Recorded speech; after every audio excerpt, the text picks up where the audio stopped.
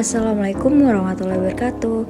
Halo Sobat Kandang, ingin memperkenalkan diri dulu ya. Nama saya Aulia Putri Zenix dengan NPM 2014-14-1005 dari kelas PTKA, jurusan Peternakan, Fakultas Pertanian, Universitas Lampung.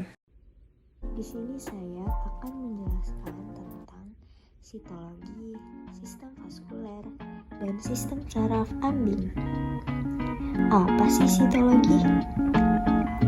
Sitologi itu merupakan salah satu bidang yang berkaitan dengan ilmu yang mempelajari tentang morfologi sel-sel secara individual atau sel yang berasal dari fragmen jaringan yang diamati secara mikroskopis. Kali ini, kita akan membahas tentang sitologi dari sel ambing sapi. Sel-sel sekretori merupakan unit dasar pembentuk air susu. Bahan baku air susu masuk dari darah ke dalam sel sekretori melalui membran basal dan lateral. Sedangkan air susu dikeluarkan ke dalam lumen alveoli melalui membran apikal. Di dalam sel ambing sapi terdapat beberapa bagian dan fungsinya. Di antaranya adalah yang pertama ada nukleus. Nukleus adalah bagian paling penting dari sel yang mengandung bahan genetik yang mengontrol fungsi sel serta sintesis air susu dan beberapa enzim.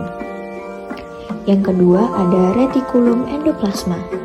Retikulum endoplasma adalah organel sel berupa saluran yang diselimuti oleh membran, berawal di inti sel dan memanjang hingga ke sitoplasma. Retikulum endoplasma terdiri dari dua bagian. Yang pertama yaitu RE kasar, yaitu diselimuti oleh ribosom yang merupakan tempat biosintesis protein. Yang kedua ada RE halus. RE halus tidak memiliki ribosom, berperan sebagai saluran intraseluler untuk transfer material di dalam sel. Yang ketiga ada ribosom. Ribosom berfungsi menghasilkan energi dalam bentuk ATP dan respirasi seluler. Yang keempat ada sitoplasma. Sitoplasma merupakan matriks cairan sel yang mengandung enzim, makromolekul, dan zat-zat nutrien. Juga sebagai lokasi pemecahan glukosa secara anaerobik. Selanjutnya ada lisosom.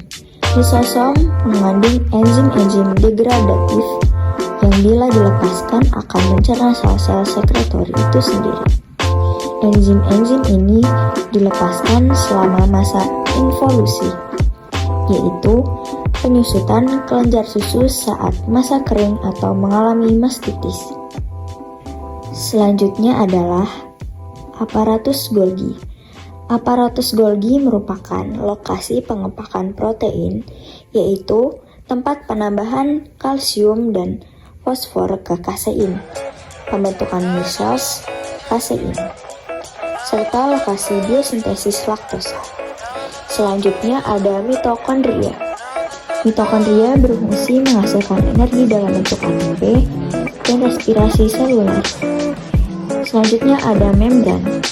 Yang pertama ada membran basal dan lateral. Bahan baku air susu diambil dari darah ke dalam sel-sel sekretori melalui membran ini. Yang kedua ada membran apikal. Air susu dikeluarkan ke dalam lumen melalui membran ini. Yang ketiga ada membran basement. Membran basement berlokasi di ruang interstitial space di atas sel-sel sekretori. Bahan baku air susu dari darah diambil melalui membran ini. Selanjutnya ada tetes lemak. Tetes lemak adalah sebagai tempat menyimpan lemak dan sebagai organ endokrin yang bisa atau dapat mensintesis serta sekresi beberapa hormon. Tetesan lemak atau trigliserida merupakan salah satu jenis lemak yang banyak sekali ditemukan di dalam darah.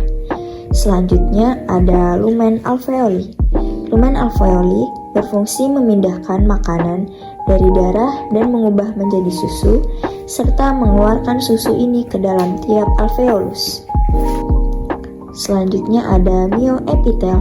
Myoepitel berfungsi khusus untuk kontraksi, terutama pada kelenjar keringat, kelenjar mamah, dan kelenjar liur. Selanjutnya ada kapiler. Kapiler bersama dengan arteri dan arteriol bertanggung jawab untuk memfasilitasi penangkutan berbagai zat yang dibutuhkan oleh tubuh. Selanjutnya, saya akan membahas tentang sistem vaskuler. Darah yang mengandung O2 atau oksigen meninggalkan jantung melalui aorta dan kemudian melalui cabang-cabang arteri yang lebih kecil. Darah dibawa ke ambing melalui dua buah arteri, yaitu arteri pudenda eksterna kanan dan kiri.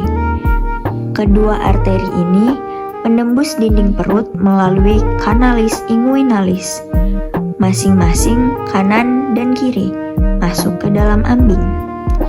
Pada saat masuk ke dalam ambing, keduanya berubah menjadi arteria mammaria, yang segera bercabang menjadi arteria mammaria cranalis dan caudalis. Kedua cabang ini bercabang-cabang lagi menjadi arteria yang lebih kecil, kemudian membentuk kapiler yang memberi darah ke sel-sel ambing. Venula yang berasal dari kapiler-kapiler dan saling beranastomosa membentuk vena yang menampung darah dari ambing. Pada bagian atas atau puncak ambing, vena membentuk lingkaran vena. Pada tempat ini, darah meninggalkan ambing melalui 3 jalan, yaitu jalan utama, terdiri atas 2 buah vena pudenda eksterna yang sejajar dengan arteria pudenda eksterna, berjalan melalui kanalis inguinalis dan akhirnya menggabungkan diri dengan vena cava yang membawa darah ke jantung. Yang kedua, jalan utama kedua, terdiri atas 2 buah vena, yaitu vena abdominalis atau vena mammae kanan dan kiri yang terdapat pada tepi anterior dari ambing. Kedua vena ini berjalan di sepanjang dinding ventral perut, berada langsung di bawah kulit.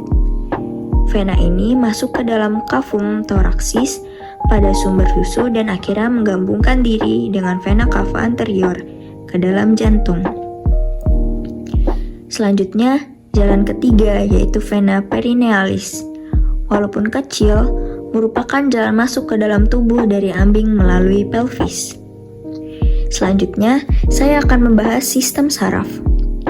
Lapisan dalam ambing terdiri atas 2 tipe syaraf, yaitu serabut syaraf aferen atau sensoris dan serabut syaraf eferen parasimpatis. Fungsi utama dari serabut syaraf simpatis pada ambing adalah untuk mengontrol penyediaan darah pada ambing dan mendinervasi otot-otot polos yang mengelilingi saluran-saluran susu dan otot-otot sphincter dari puting susu. Rangsangan pada sapi menyebabkan sistem simpatetik menghentikan hormon syaraf epinefrin yang mengecilkan pembuluh darah dan mengurangi produksi susu.